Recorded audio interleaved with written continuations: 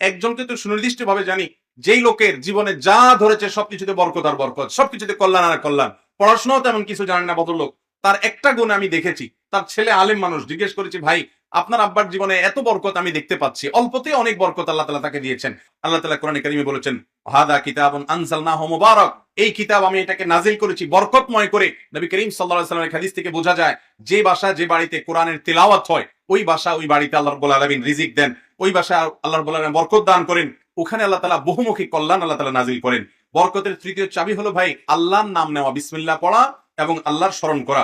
নবী করিম সাল্লাল্লাহু আলাইহি ওয়াসাল্লামের হাদিস থেকে বোঝা যায়, কোনো কিছুতে যখন বিসমিল্লাহ দিয়ে শুরু করা হয় তখন সেটা বরকতময় হয়। কুল্লু আমরিন জিবালিন লাম ইবদা বিবিসমিল্লাহি ফাহুয়া আবতার আও আকতা আও কামা ক্বালা আলাইহিস সালাতু ওয়াস সালাম। কয়েক রকম হাদিস আছে, গুরুত্বপূর্ণ কোনো কাজে আল্লাহর নাম না নিয়ে যদি করা হয় সেটা বরকতপূর্ণ থাকে না, এটা ত্রুটিপূর্ণ হয়। আপনি খাওয়ার সময় যখন বিসমিল্লাহ বলবেন, শয়তান সেখানে অংশগ্রহণ করতে পারবে না, বরকতময় হবে, স্বাস্থ্যকর হবে। আপনি বাসায় ঢুকতে যখন বিসমিল্লাহ বলবেন, তাহলে শয়তান সাথে প্রবেশ করতে পারবে না, বরকতময় হবে।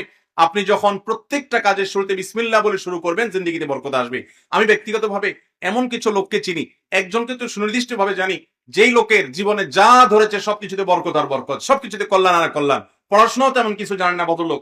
তার একটা গুণ আমি দেখেছি, তার ছেলে আলেম মানুষ। জিজ্ঞেস করেছি, ভাই আপনার আব্বার জীবনে এত বরকত আমি দেখতে পাচ্ছি, অল্পতে অনেক বরকত আল্লাহ তাআলা তাকে দিয়েছেন, কিন্তু লোকটার বিশেষ কি আমল আছে? আপনি তো তার ছেলে, তো তার ছেলে আলেম মানুষ, আমার বন্ধু মানুষ। তিনি বললেন যে আব্বাকে আমরা জন্মের পর থেকে দেখেছি, এখনো দেখছি, বিসমিল্লাহ ছাড়া সে কিছু বোঝে না, প্রত্যেকটা কাজে বিসমিল্লাহ।